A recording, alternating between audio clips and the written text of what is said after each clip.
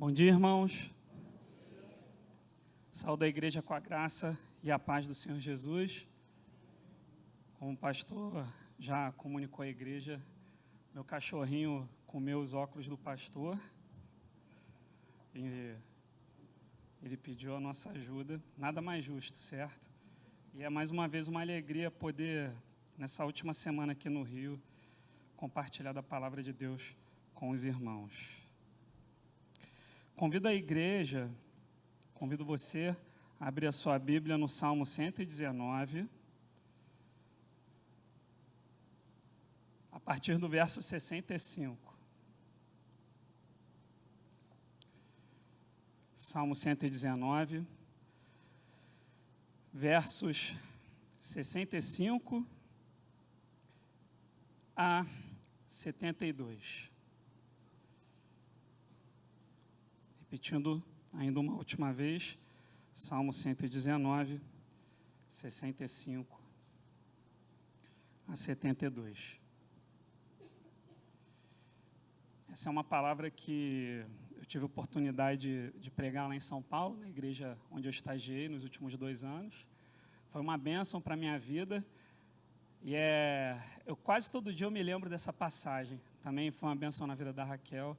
Espero que o Senhor também, através do seu Santo Espírito, fale aos irmãos nessa noite. Vamos orar mais uma vez. Senhor Deus, muito obrigado, ó Pai, pela liberdade que temos de cultuar a Ti. Senhor, eu agradeço pela Tua palavra que nós temos aberta diante de nós. Peço que nesse momento tão solene, ó Pai, que o Senhor me conceda graça, Pai. Que o Senhor me conceda humildade, honestidade, para pregar a Tua palavra nesta manhã, que apesar de mim, Senhor Deus, tão somente as Tuas verdades eternas permaneçam comigo, com os meus irmãos que estão reunidos aqui esta manhã, ó Pai, e eu peço que tudo isso aconteça para a honra e glória do Teu nome, para a edificação da Tua igreja, ó Pai. Essa oração nós fazemos no nome do Senhor Jesus. Amém. Peço que você acompanhe a leitura, Salmo 119, a partir do verso 65. Tens feito bem ao teu servo, Senhor, segundo a tua palavra. Ensina-me bom juízo e conhecimento, pois creio nos teus mandamentos. Antes de ser afligido, andava errado, mas agora guardo a tua palavra. Tu és bom e fazes o bem. Ensina-me os teus decretos. Os soberbos têm forjado mentiras contra mim. Não obstante, eu guardo de todo o coração os teus preceitos. Tornou-se-lhes o coração insensível, como se fosse de sebo, mas eu me comprazo na tua lei. Foi-me bom ter eu passado pela aflição, para que aprendesse os teus decretos. Para mim, vale mais a lei que procede da tua boca do que milhares de ouro ou de prata. O tema que eu trago para nós trabalharmos essa manhã, meus irmãos, é a bondade de Deus através das nossas aflições. O Salmo 119 é o maior capítulo da Bíblia. Os irmãos, alguns aqui já devem ter ouvido, que ele é estruturado numa forma de... Esqueci o nome. Acróstico, isso. Ele é organizado numa forma de acróstico a partir do alfabeto hebraico. Então, são 22 letras, são 22 estrofes, cada uma com 8 versículos, cada uma para uma letra do alfabeto hebraico. Eu só estou falando isso aqui porque, especificamente, nessa passagem, nessa estrofe que nós lemos, que é entre os versos 65 e 72, a partir desse entendimento, nós conseguimos perceber qual é a ênfase dada pelo salmista nessa passagem que nós lemos. Ora, a ênfase geral de todo o Salmo 119 é a excelência da palavra de Deus. Portanto, o tempo todo, no Salmo 119, nas suas 22 estrofes, nos seus 176 versículos, o foco principal é a excelência da palavra de Deus. Só que em cada estrofe existe uma ênfase paralela do salmista à palavra de Deus. Então ele vai sempre falar da palavra de Deus relacionada com outra coisa. No caso dessa passagem, essa ênfase que nós percebemos que é atrelada à excelência da palavra de Deus, é a bondade de Deus. A bondade de Deus. Só que essa bondade de Deus que o salmista fala aqui na passagem, ela se manifesta de um modo muito peculiar. E se os irmãos conseguiram prestar atenção no tema e na leitura, você já tem mais ou menos ideia do que nós vamos tratar mais à frente. Mas antes de nós falarmos especificamente de como Deus manifesta essa bondade dele, nós vamos entender que Deus, na verdade, é bom e faz o bem. Observe o verso 65. O salmista escreve: tens feito bem ao teu servo. Aqui, onde está escrito tens feito, outra leitura possível é fizeste o bem ao teu servo. Se alguém aqui tem a versão corrigida, Almeida corrigida, foi traduzido no passado, fizeste bem ao teu servo. E dá a ideia de que em algum momento específico, não que Deus não faça sempre o bem na nossa vida, é claro que Ele faz, mas o salmista nessa passagem ele vai se referir a algo específico. Então nós lemos no 65, uma outra leitura é: fizeste bem ao teu servo, Senhor, segundo a tua palavra. Deus é bom e faz o bem. E a primeira coisa que nós observamos aqui no verso 65 é que a bondade de Deus, ela se relaciona com a palavra de Deus. Então, existe uma relação entre a ação de Deus, aquilo que Ele faz, e a sua palavra. Portanto, aquilo que Ele realiza e que é bom, é conforme aquilo que Ele declarou nas suas promessas, na sua lei. No caso, no Antigo Testamento, na Bíblia que eles ainda tinham naquela época.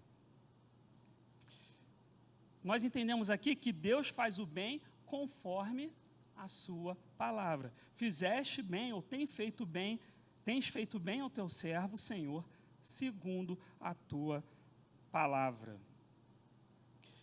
O verso 68 deixa ainda mais clara essa ideia de que Deus é bom e faz o bem. Diz o salmista no verso 68, tu és bom e fazes o bem. Ensina-me os teus decretos. Tu és bom e fazes o bem. Ensina-me os teus decretos. Então, qual é a ideia? Se Deus é bom, conforme a sua palavra, verso 65, logo, a sua palavra é boa. Novamente, no 68, o salmista declara: tu és bom e fazes o bem. Só que ele pede: ensina-me os teus decretos. Qual é a ideia?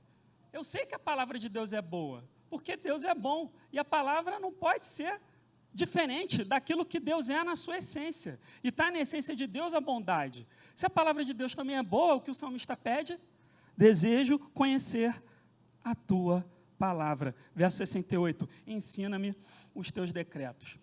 Quando eu disse que a ênfase paralela à palavra de Deus é a bondade de Deus, meus irmãos, é porque dos 8 versículos que nós lemos, em 5 versículos, a primeira palavra que aparece é a mesma, que na nossa Bíblia é traduzida como bom ou bem.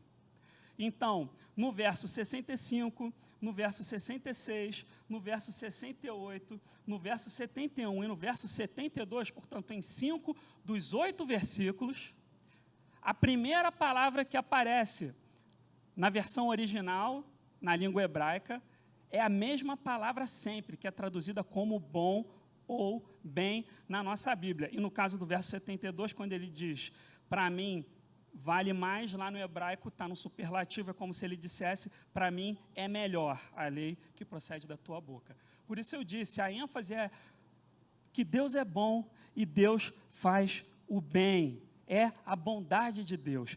E o salmista deixa claro que essa bondade não está desligada da palavra de Deus. E aí nós precisamos nos perguntar, como é possível nós, às vezes, declararmos com toda alegria, com toda sinceridade, que nós cremos no Senhor, mas não, e nós cremos inclusive que o Senhor é bom. Nós cantamos isso quase todo domingo, e cantamos hoje, naquela música da ovelha. Mateus, se tiver como colocar aí a primeira estrofe das 99 ovelhas, nós cantamos hoje, né? Que Deus é bom, tem sido bom para mim, mas se Ele é bom, a sua palavra é boa. Como então nós às vezes declaramos que Deus é bom, mas damos as costas para a sua palavra? Ali, tu tens sido tão bom para mim. Tu tens sido tão bom para mim. Depois, na outra estrofe, repete de novo. Pode tirar. Obrigado. Se Deus é bom e a sua palavra é boa, quando nós não buscamos a sua palavra para ser o nosso guia na nossa vida, quando nós pecamos, é como se nós duvidássemos. É como se nós duvidássemos da bondade de Deus. Como se nós duvidássemos da sua palavra. Porque na sua palavra tem tudo o que nós precisamos para a nossa vida, para sermos bem-aventurados, já que essa é a série da noite. Se vocês abrirem depois, no primeiro versículo do Salmo 119, ele vai falar da bem-aventurança, ou seja, da felicidade, à luz da palavra de Deus. Outra ênfase que o salmista dá. Mas nós precisamos olhar para a palavra de Deus. Não somente declarar com as nossas bocas que cremos no Senhor e vivermos como se não crêssemos na sua bondade a partir da sua palavra. E é justamente porque o salmista reconhece a excelência da palavra de Deus que no verso 66 ele pede: ensina-me bom juízo e conhecimento, pois creio nos teus mandamentos. Esse ensina-me bom juízo também pode ser traduzido como bom discernimento. É a ideia de discernir entre o bem e o mal. Ele pede que o Senhor o ensine bom juízo para discernir todas as coisas, o bem e o mal, à luz da palavra de Deus. Para que ele possa viver e tomar as suas decisões, pautado não nas vaidades do seu coração, ou não nas verdades dos homens, mas pautado na palavra de Deus que é boa, como o próprio Deus é. E aí ele pede, no verso 66, ensina-me bom juízo, bom discernimento e conhecimento, pois creio nos teus mandamentos. Ele quer viver enxergando todas as coisas com as óticas, com a ótica da Escritura, com as lentes da Escritura.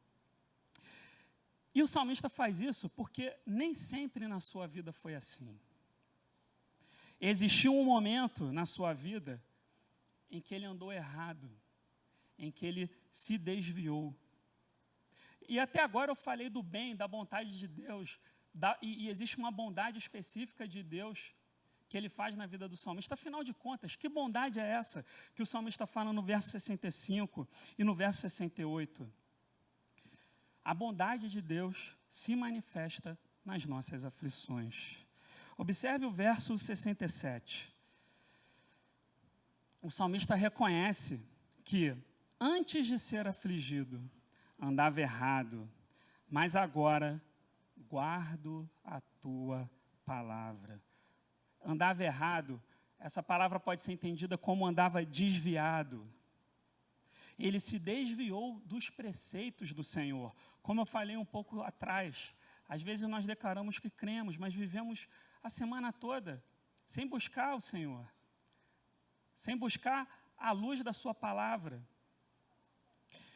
E o salmista reconhece que ele viveu dessa forma, andou desviado dos preceitos de Deus, ele foi desobediente. Ele achou que sabia mais e melhor. Porque o que acontece conosco é isso, meus irmãos.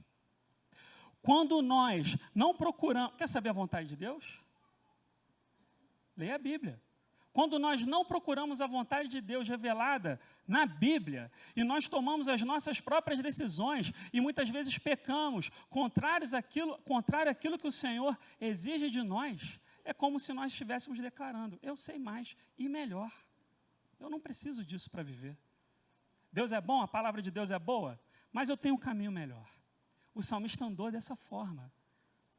Ele andou dessa forma.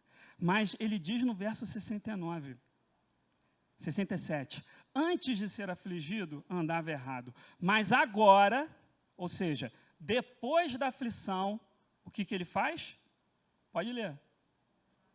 guardo a tua palavra. Agora, olhe para o verso 71.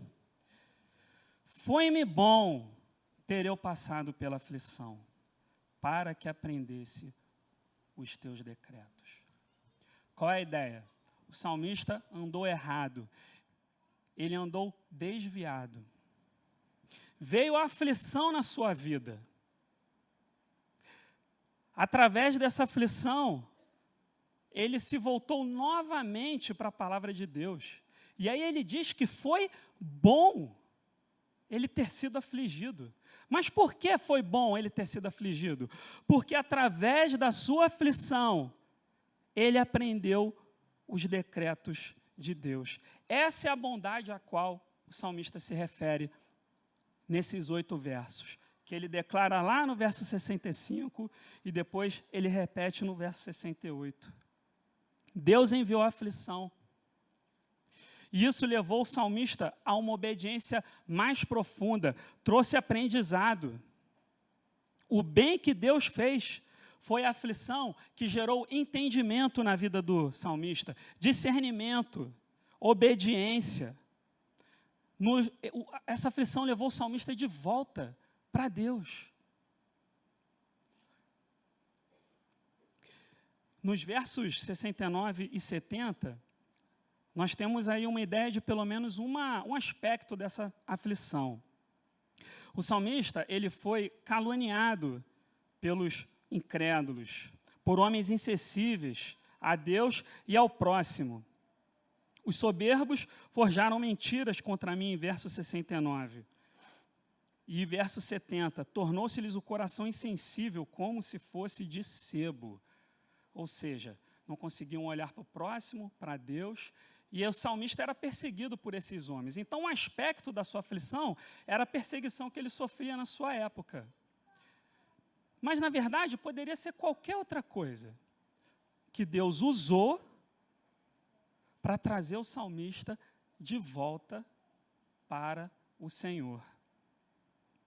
Tu és bom e fazes o bem, ainda que através de atos pecaminosos de homens iníquos. O salmista andou desviado, andou afastado, veio a aflição. Essa aflição veio através de atos pecaminosos, calúnias de homens iníquos, incrédulos que o perseguiam. Mas ainda assim, para aquele que é servo do Senhor, ainda que afastado, Deus usou isso para trazer de novo esse crente para perto dele. Por isso ele declara no verso 72, para mim vale mais a lei que procede da tua boca do que milhares de ouro e de prata.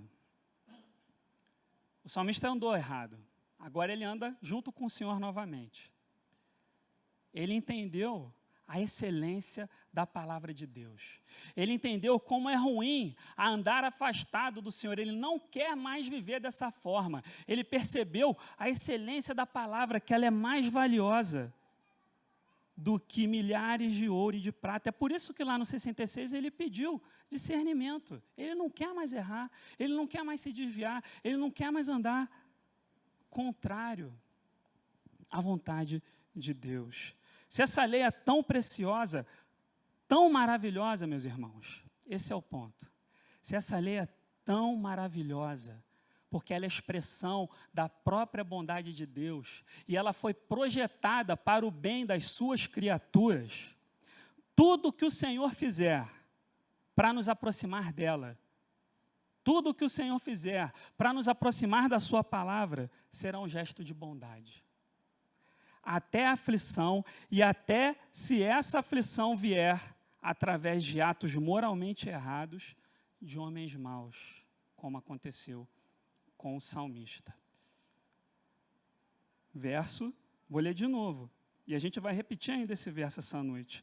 Verso 71, foi-me bom ter eu passado pela aflição, para que aprendesse os seus decretos. Não é que a gente gosta de sofrer. Entenda que não está falando de livramento na vida do salmista.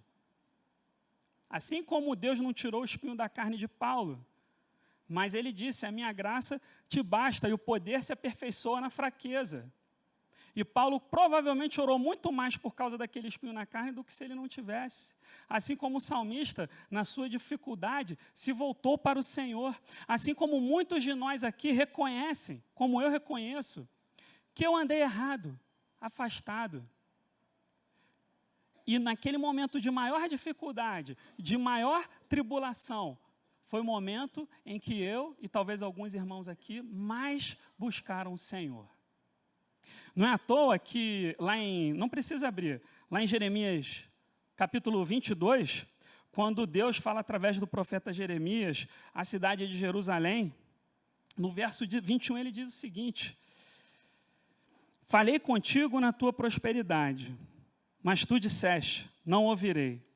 Tem sido este o teu caminho desde a tua mocidade, pois nunca deste ouvidos à minha voz. Nós temos uma tendência de, na nossa prosperidade, quando está tudo muito bem, acharmos que a gente tem tudo por causa das nossas próprias forças. O que aconteceu com Jerusalém? Caiu, por causa da sua soberba. E isso acontece nas nossas vidas. Mas o ponto do salmista é, se nós somos servos do Senhor, é a bondade de Deus para nos trazer para junto dEle novamente. Aqui uma observação. No caso do salmista, fica claro que o que aconteceu com ele foi disciplina de Deus. Verso 65, melhor dizendo, verso 67, antes de ser afligido, andava errado, agora busco a tua palavra. E se nós formos um pouco mais à frente, uma passagem que a gente não leu, o verso 75, diz o seguinte, lá no Salmo 119, verso 75.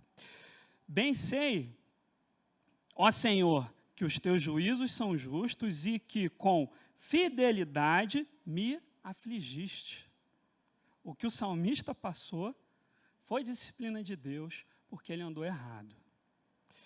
E para que nós não tenhamos qualquer dúvida de que Deus é um Pai amoroso e que disciplina aqueles que ama, é válida a leitura de Hebreus, capítulo 12, não precisa abrir, irmão, capítulo 12, versos 5, 6 e 11.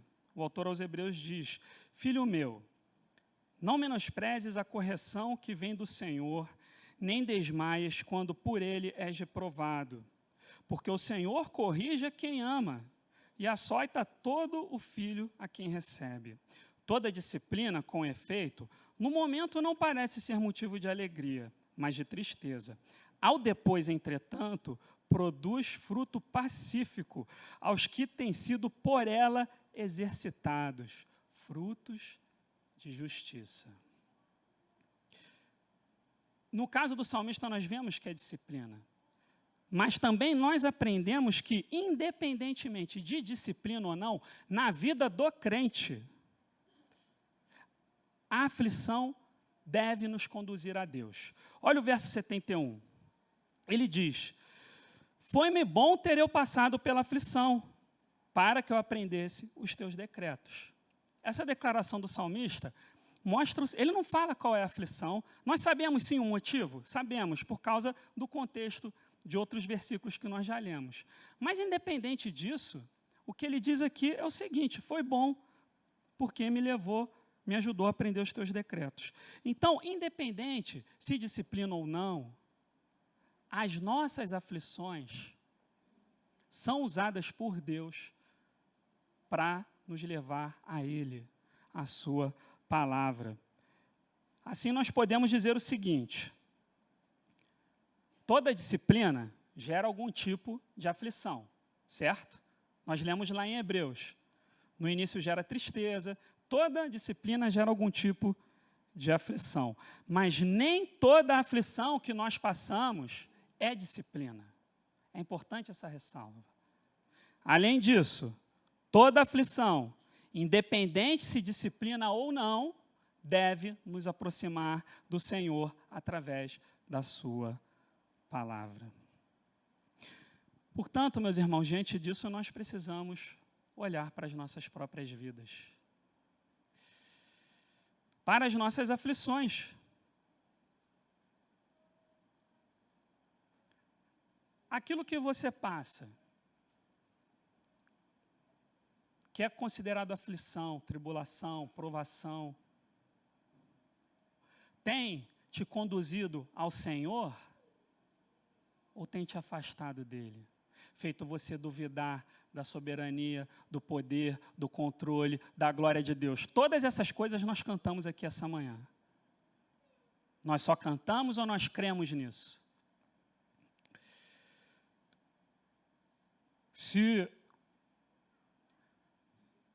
o caso de algum irmão aqui é o segundo, de, em vez dessa aflição, aproximar da palavra de Deus, como aconteceu com o salmista, ela afastar, nós precisamos rever as nossas vidas à luz da Escritura.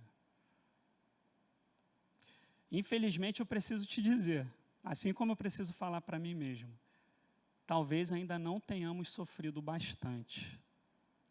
E se nós sofrermos, vai ser bondade de Deus para nos conduzir à sua palavra. Onde nós temos buscado, em primeiro lugar, as respostas para as questões da vida, do dia a dia, para as questões mais difíceis, já que a gente está falando de aflição. Lembra lá do verso 66? O salmista pediu por bom juízo, discernimento, que tem a ideia de discernir entre o bem e o mal. Para quê? Para viver olhando todas as coisas à luz da palavra de Deus, que foi projetada para o bem dos seus eleitos, das suas criaturas. Finalmente, meu irmão, olhe para Cristo.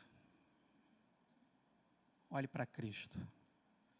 Foi Ele, o Senhor Jesus, quem disse: no mundo passais por aflições, mas tende bom ânimo. Por quê?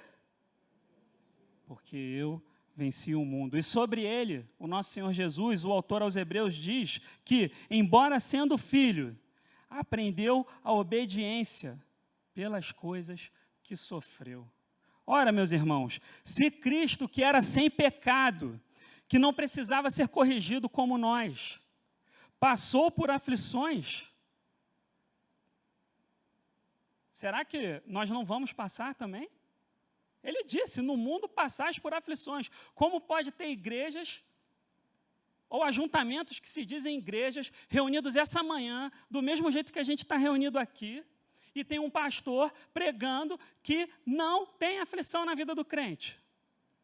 Se nós estamos aprendendo, à luz do Salmo 119, que não só tem, mas inclusive essa aflição, se nos aproxima da palavra, é bondade de Deus. No mundo passais por aflição, disse o Senhor Jesus, mas tem de bom ânimo, eu venci o mundo. Se Ele, sendo perfeito, o Deus encarnado, aprendeu obediência pelas coisas que sofreu, segundo o autor aos Hebreus, eu e você, que somos falhos, que somos pecadores, certamente temos muito que aprender nas nossas provações. Muito. Que nós possamos ver a bondade de Deus em nossas vidas, até quando somos afligidos, sabendo da palavra de Deus, que está lá em Romanos 8, 28. O apóstolo Paulo escreve aos Romanos dizendo que todas as coisas cooperam para o bem daqueles que amam a Deus, daqueles que são chamados segundo o seu propósito. Todas as coisas cooperam para o bem. Lembra que eu falei que lá no hebraico a palavra aqui usada é a mesma palavra, mas em português ela é traduzida ou como bom ou bem. Olha aí, todas as coisas, até as dificuldades, até as aflições, cooperam para o bem. Para quê? Para nos conformar ao Senhor Jesus, para a nossa santificação, para nos auxiliar a buscar mais o Senhor, para nos humilhar quando nós andamos altivos, achando que sabemos mais e melhor do que a própria palavra do bom Deus. Que nós possamos ver a bondade de Deus nas nossas vidas, meus irmãos. E que o Senhor nos conceda a graça que Ele concedeu ao salmista. E que nós possamos declarar todos os dias das nossas vidas, independentemente das circunstâncias, que Deus é bom e faz o bem. E que nós possamos dizer, quando for o caso, foi-me bom ter eu passado pela aflição, para que aprendesse os teus decretos. Vamos orar. Senhor Deus, muito obrigado pela tua palavra, que é boa, como o Senhor mesmo é, ó Pai. Obrigado porque o Senhor é soberano, Pai, sobre as nossas vidas. Obrigado porque o Senhor nos ama como um Pai amoroso e que nos disciplina e nos corrige quando necessário, Senhor Deus. Muito obrigado, Senhor, porque até as nossas aflições, até isso, Senhor Deus, serve para o nosso bem. Nos conforma ao Senhor Jesus, nos conduz a Ti amar, ó Pai, a amar a Tua palavra, a reconhecermos que somos totalmente dependentes do Teu cuidado, Senhor Deus. Eu te peço, ó Pai, que nas nossas dificuldades, nas nossas aflições, nós aprendamos a olhar para Ti, a Te buscar, Senhor Deus, e a reconhecer que Tu és bom e fazes o bem, Senhor Deus, ainda que nas nossas aflições e até mesmo através de atos perversos, de homens iníquos que não se dobram a Ti voluntariamente, mas que são usados por Ti para o bem daqueles que Te amam e são chamados segundo o Teu propósito. Oração que nós fazemos em nome de Jesus. Amém.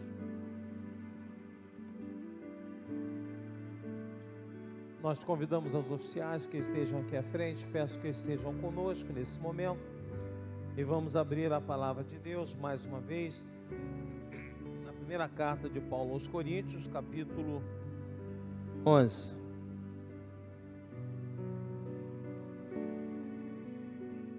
Primeiro Coríntios 11, a partir do versículo 23. Peço aos oficiais que estejam aqui conosco nesse momento em que vamos participar juntos da Santa Ceia do Senhor.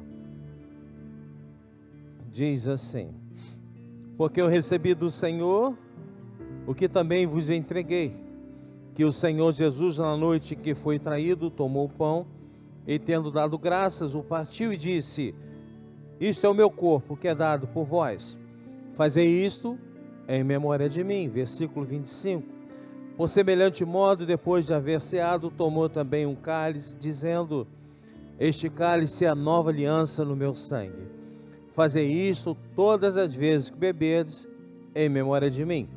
Porque todas as vezes que comerdes este pão e beberdes o cálice, anunciais a morte do Senhor até que Ele venha. Senhor nosso Deus, com alegria, com imensa alegria, nós vamos participar dessa ceia.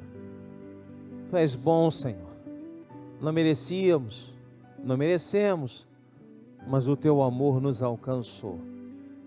E sabemos que Tu és Deus Pai que nos guarda, que nos adverte, que nos traz de volta.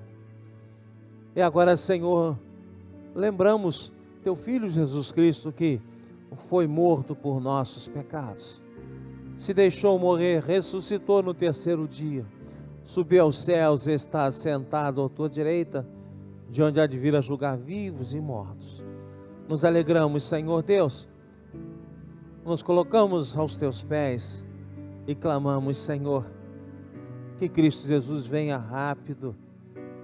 Os sinais se apresentam, Senhor, da segunda vinda de Cristo, e que estejamos prontos, com o nosso espírito lavado no sangue de Cristo Jesus, para a sua volta. Hosana, Hosana, sejam dados ao Teu Filho. Nós pedimos também por aqueles que aqui estão, que porventura não tenham essa certeza em seu coração, não tenham se lançado nos Teus braços, que o Teu Espírito Santo esteja falando a eles, tocando nesses corações, em nome de Cristo Jesus. Amém, Senhor. nós pedimos aos diáconos que preparem a mesa.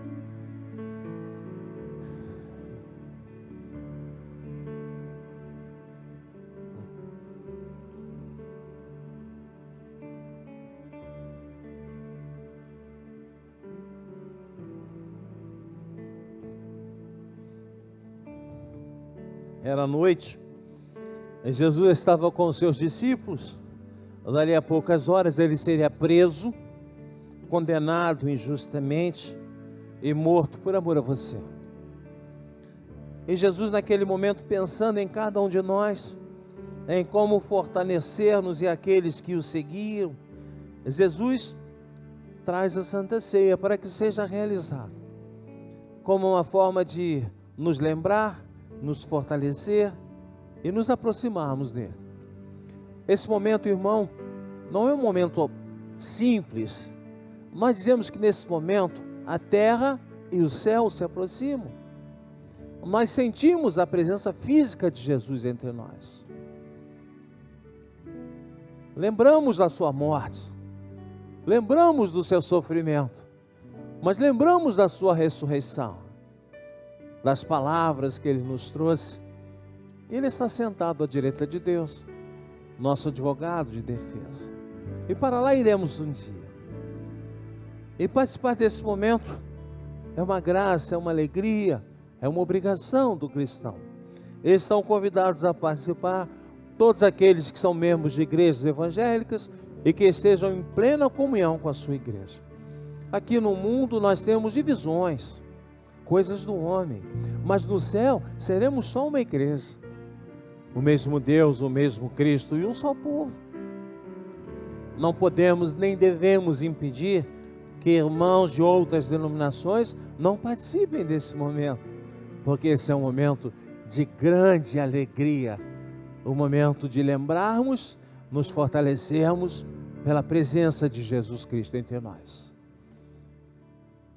Lembrando então aquela última noite, como lemos na descrição de Paulo, Jesus tendo orado, toma o pão, divide, cada um tirava um pedaço do pão, passava a parte maior para o lado, e Jesus disse que esse era o seu corpo, oferecido por nós, um corpo que seria rasgado, machucado.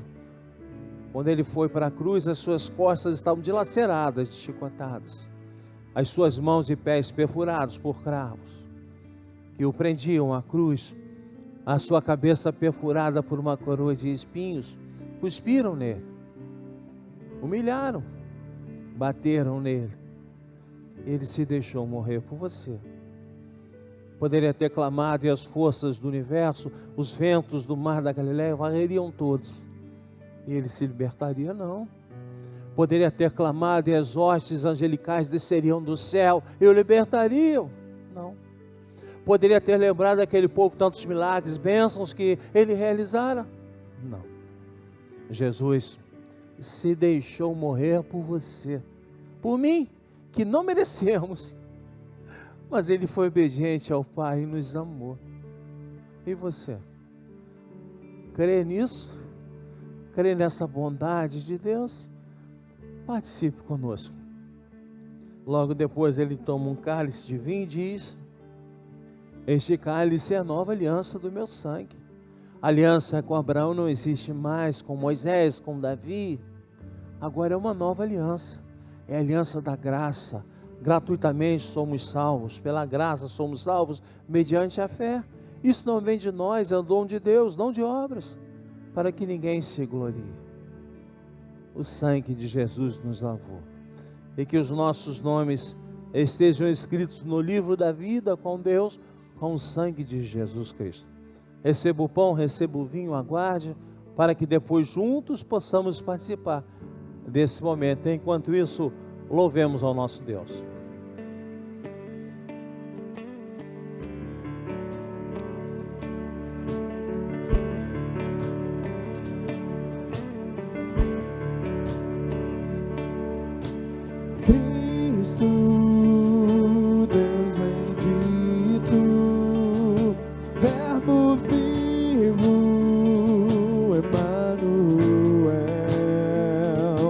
O Cordeiro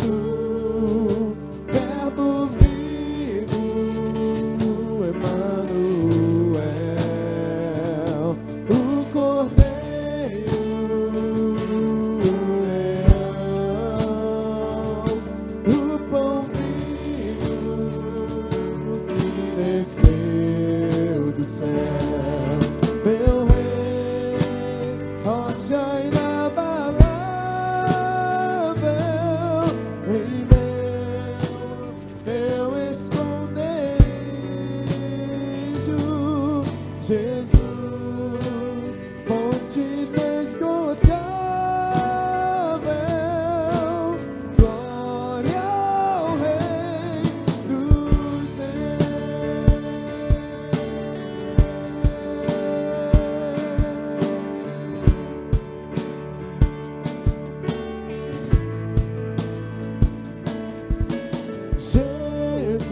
Jesus, doce Cristo, o princípio, o amém.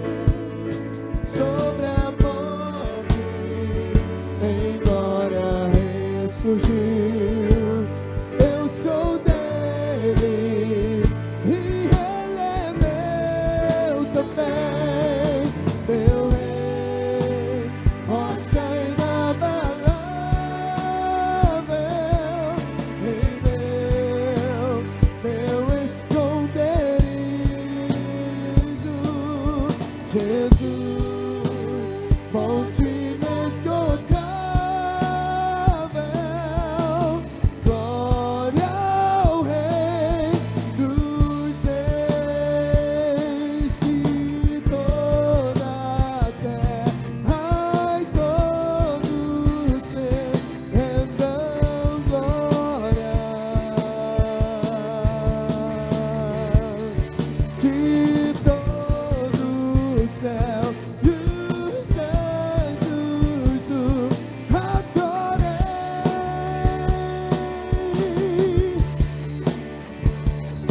que toda língua clame em alta voz.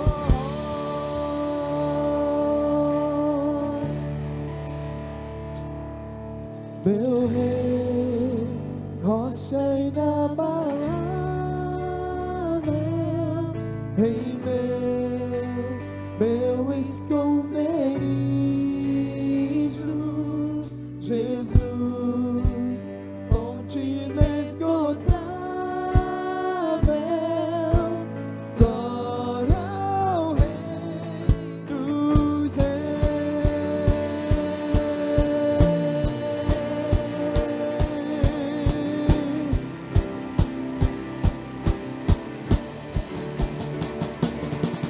Meu rei,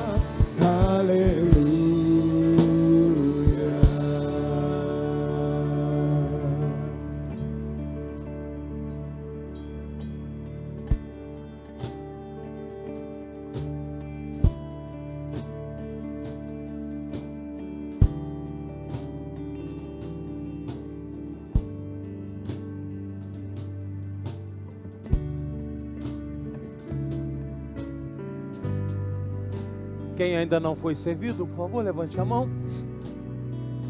Nós estamos indo aí.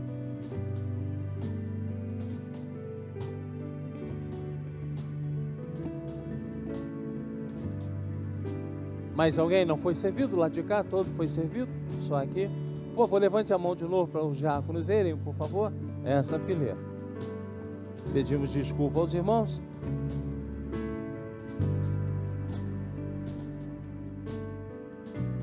Este é o meu corpo oferecido por vós, tomai e comei. Assim falou Jesus Cristo. Este é o cálice da nova aliança. Fazei isto em memória de Cristo, todas as vezes que o beberes.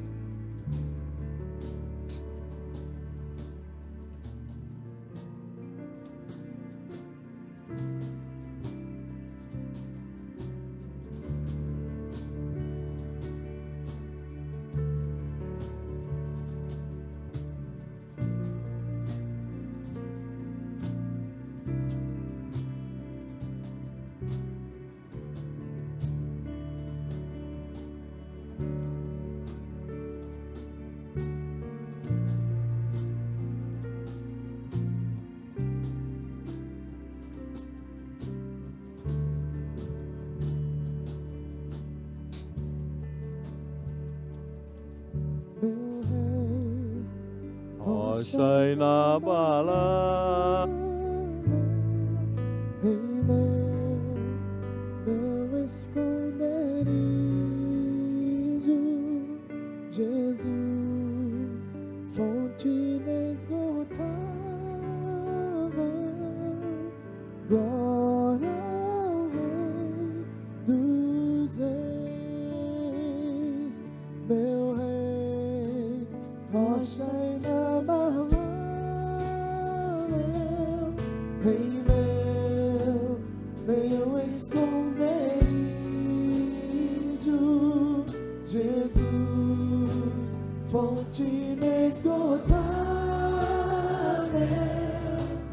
glória ao Rei dos Reis.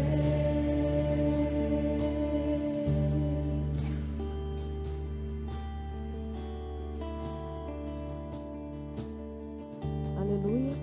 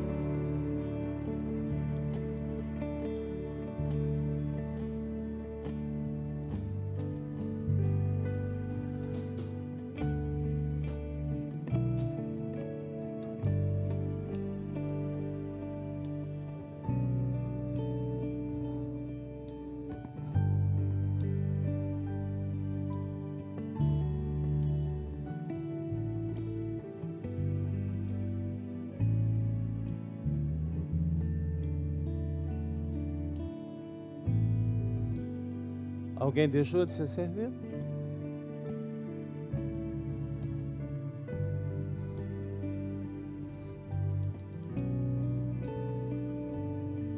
Comamos e bebamos.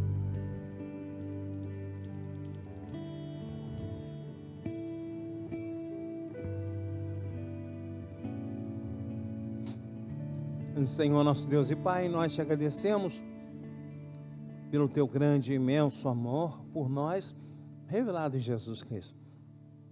Te agradecemos pela sua vida, pela sua morte, pagando por nossos pecados e pela sua ressurreição. Te agradecemos, Senhor Deus, porque sentimos a tua presença entre nós. E pedimos, Senhor Deus, que as nossas vidas estejam firmadas na tua palavra. Precisamos conhecê-las, precisamos vivê-las, precisamos mostrar ao mundo por que é que nós existimos, para glorificarmos e adorarmos ao teu santo nome. Muito obrigado por esse momento. Nós te agradecemos. Em nome de Cristo Jesus, amém, Senhor. Logo depois de terem ceado, eles cantaram, Jesus e os discípulos cantaram um hino, louvaram a Deus. Depois Jesus sai, sobe o monte para orar, e dali a poucas horas seria preso e morto por você. Vamos ficar em pé, vamos louvar a Deus, depois vamos orar e vamos para as nossas casas em paz. Passem os cálices para o centro, serão recolhidos pelos oficiais.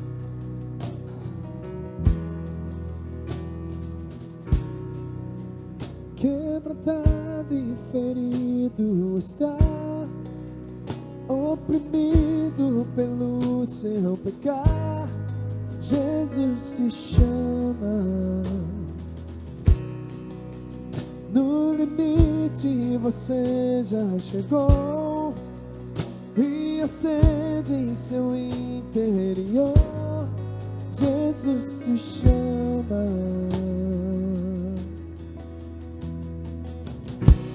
Oh, venha ao altar, aos braços do eterno Pai. O perdão foi comprado pelo sangue de Jesus.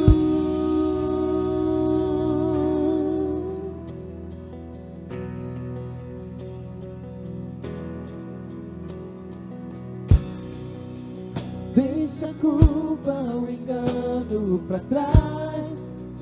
Venha hoje, não há o que esperar. Jesus te chama. A tristeza se alegrará, das cinzas nova vida surgirá. Jesus te chama. Oh, venha ao altar, aos braços do eterno Pai. O perdão foi comprado pelo sangue de Jesus. Oh, venha ao altar, aos braços do eterno Pai. O perdão foi comprado pelo sangue de Jesus. Senhor nosso Deus, leva-nos em paz, leva-nos em paz. Permita, Senhor, que tenhamos uma semana abençoada, caminhando nas tuas palavras, reconhecendo o teu amor, a tua graça sobre nós. E que a graça maravilhosa de nosso Senhor e Salvador Jesus Cristo, o amor insondável, incomparável de Deus Pai, o consolo e o conforto do Espírito Santo estejam sobre todos nós, sobre todo o teu povo, hoje e por todo sempre. Amém, Senhor. Podemos sentar.